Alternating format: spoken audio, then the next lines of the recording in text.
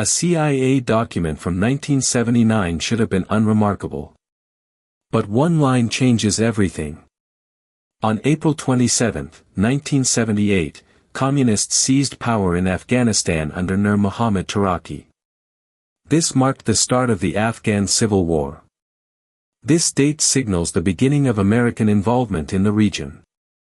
But why did the CIA begin funding Afghan mujahideen for $695,000 in 1979? That amount grew to $630 million annually by 1987. What was the true objective of Operation Cyclone? The CIA report on Operation Cyclone, dated 1979, reveals the details of the operation. It details the funds allocated and the weapons delivered to the mujahideen. American Representative Charlie Wilson played a key role in securing funding for Operation Cyclone. He worked with the CIA to achieve this. The United States delivered Stinger air-to-ground missiles to the mujahideen in 1986. These missiles proved decisive in the war against the Soviets. Yet, declassified documents also show the operation aimed to support radical Islamist groups.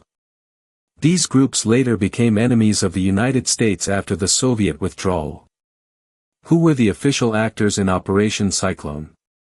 What were their specific roles?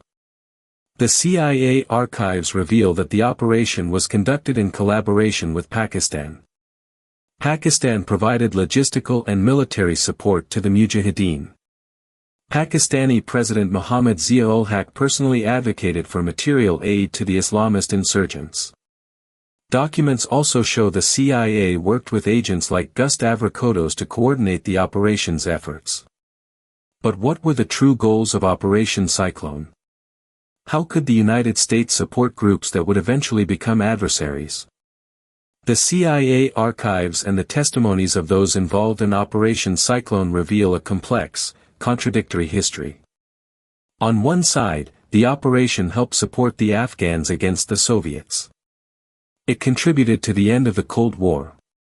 On the other side, the operation also supported radical Islamist groups. These groups later became enemies of the United States. Declassified documents show the CIA was aware of the operation's potential risks. They chose to ignore them. What were the consequences of Operation Cyclone? How did the United States underestimate these risks? The contradictions between official documents and the testimonies of those involved are stark. The United States consistently denied supporting terrorist groups. Yet, the declassified records show they did exactly that. The United States also denied supporting radical Islamist groups. The documents prove they did this. What were the true objectives of Operation Cyclone? How could the United States justify its actions? Operation Cyclone also had significant consequences for the situation in Afghanistan. The radical Islamist groups supported by the United States took power in Afghanistan after the Soviet withdrawal. They established a repressive Taliban regime. The United States subsequently invaded Afghanistan in 2001 to overthrow the Taliban. The war continues today. What is the link between Operation Cyclone and the current situation in Afghanistan? Declassified documents show the CIA was aware of the potential risks of Operation Cyclone. They chose to ignore them. The United States also underestimated the operation's consequences for Afghanistan. What lessons can the United States draw from Operation Cyclone? How can they avoid repeating those mistakes in the future? But there is a contradiction that changes everything. Declassified documents reveal that the operation also aimed to support radical Islamist groups.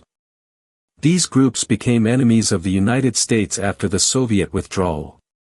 The United States always denied supporting terrorist groups. But the documents show they did. What was the true objective of Operation Cyclone? And how could the United States justify its actions? The truth is more complex and more disturbing than anyone believed. What if what we are seeing is not an anomaly, but a pattern? Available archives suggest that government programs often possess hidden objectives. The CIA document, declassified in 2019, shows that secret operations were far more frequent than previously understood. Researchers who accessed these files point toward a culture of secrecy dating back to the 1950s. But the critical question remains, how were these operations maintained in secret for so long?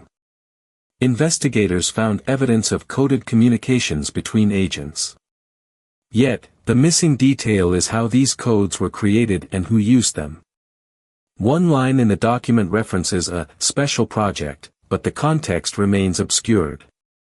If these documents are complete, there must be a trace of this project. For now, it remains a mystery.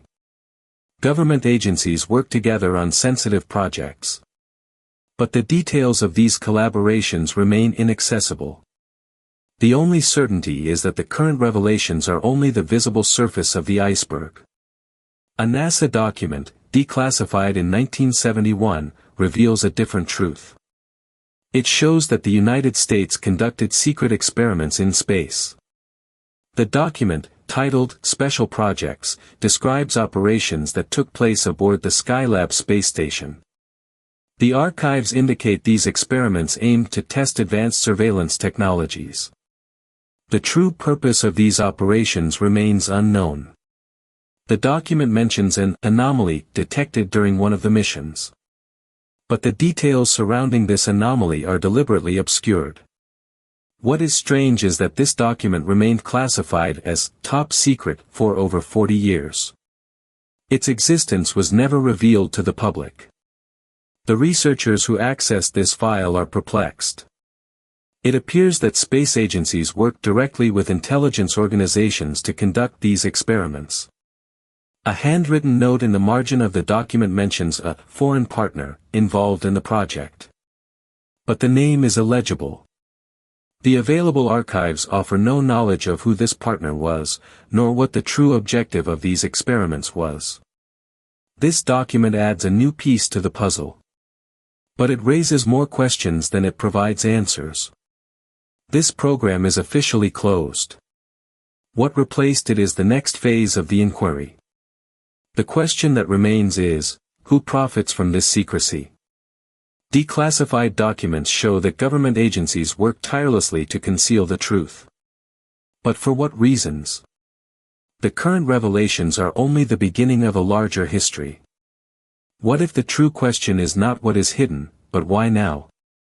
Why are these documents being declassified now, after all these years? What do the agencies want us to know, and what do they want to continue hiding?